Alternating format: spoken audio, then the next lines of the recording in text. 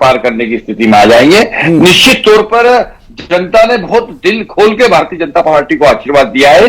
Double engine की सरकार के लिए जनता ने अपना मन बना लिया है, और जिस प्रकार से केजरीवाल जी और उनकी पूरी टीम ने वहां पर कथनी करनी का अंतर जो था, और जिस प्रकार से हर काम में इस बात का अड़ंगा लगाने की वो बात करते थे कि एलजी से अड़ंगा लग रहा है, केंद्र सरकार से अड़ंगा लग रहा है, ये नहीं हो रहा, वो नहीं हो रहा, तो जनता को समझ में आया कि ये करना धरना कुछ नहीं, सिर्फ बहानेबाजी है। तो ऐसे बहानेबाज व्यक्ति को जो है बाहर का रास्ता। लेकिन अगर इस बार जनता ने आपको विश्वास जताया ना राज्यपाल जी, तो इस बार आप लोगों को काम करके दिखाना पड़ेगा दिल्ली में। पोद्दार साहब से रिएक्शन इस पर लूंगा मैं, एक रिएक्शन पोद्दार साहब से लूंगा। निश्चित तौर पर जी मैं एक रिएक्शन इस पर पोद्दार साहब से लूंगा। बीजेपी के लिए एक तरह से प्रेशर भी था ये कि दिल्ली के आसपास के राज्यों में तो है सरकार अपनी, लेकिन अगर दिल्ली में नहीं होगी तो फिर बहुत बड़ा चैलेंज हो जाएगा। ये मेरी एक बहुत बड़ी क्यूरियोसिटी है, मैं भारतीय जनता पार्टी के विद्वान प्रवक्ता जी से पूछना चाह रहा हूं कि जिस तरीके से आपने दिल्ली के अंदर घोषणाएं की हैं कि इसको ये देंगे, 2500 रुपये महिलाओं को देंगे, 500 रुपये में सिलेंडर देंगे,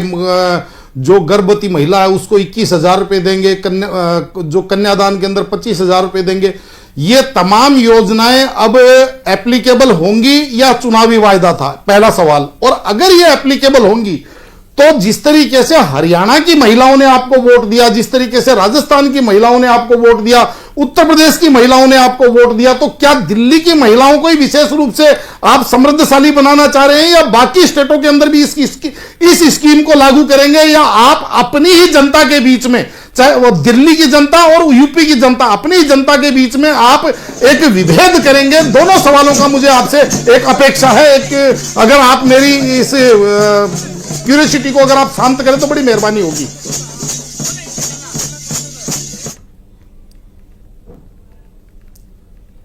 काला धन नहीं ला पाए, जो मध्य प्रदेश में 500 रुपए का सिलेंडर नहीं दे पाए, आप किनसे आशा लगाए? फिरोज भाई, 1,000 है। जब उनके नरेंद्र मोदी जी के चेहरे पर ये चुनाव।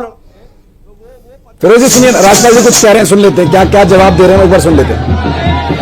मैं यही कह रहा था कि Bharatiya Janata party ideological different party है, पार्टी विद डिफरेंट के साथ हम एक वैचारिक अनुष्ठान को लेकर के, और वैचारिक अनुष्ठान हमारा है कि गरीब कल्याण। हमारे पंडित दीनदयाल उपाध्याय जी का जो गरीब कल्याण, जिसको कि उनकी भाषा में अगर हम कहें तो वह है अंत्योदय।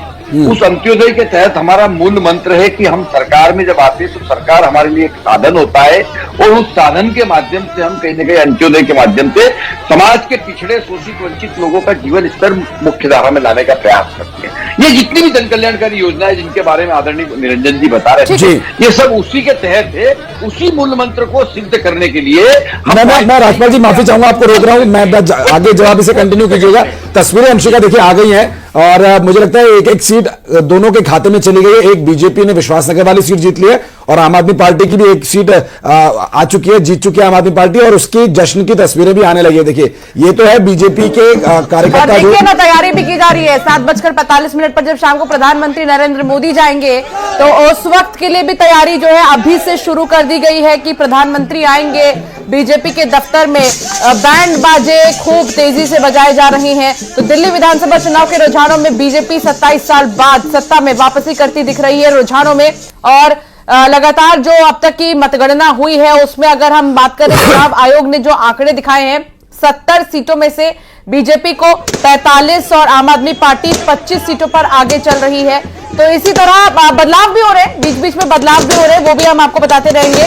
आम आदमी पार्टी से अरविंद केजरीवाल नई दिल्ली सीट पर 8वें राउंड के बाद 430 वोट से पीछे चल रहे हैं, और भाजपा के प्रवेश वर्मा आगे है। दिल्ली दंगों वाली सीट मुस्तफाबाद सीट पर बीजेपी के मोहन बिष्ट लगभग 40,000 वोटों से आगे नजर आ रहे हैं। यहां दिल्ली दंगों के आरोपी ताहिर हुसैन चौथे नंबर पर है, और देखिए कि लगातार जो है ऐसे कई सीट्स है जहां पर सोचा भी नहीं होगा, लेकिन अच्छे खासे वोटों से बीजेपी के जो कैंडिडेट है वो आगे नजर आ रहे हैं। और जश्न की ये तस्वीर आप देखिए, पटाखे जलाए जा रहे हैं और बीजेपी का ये झंडा लहरा रहे तमाम जो कार्यकर्ता यहां पर पहुंचे हुए हैं, जश्न मनाते हुए नजर आ रहे हैं।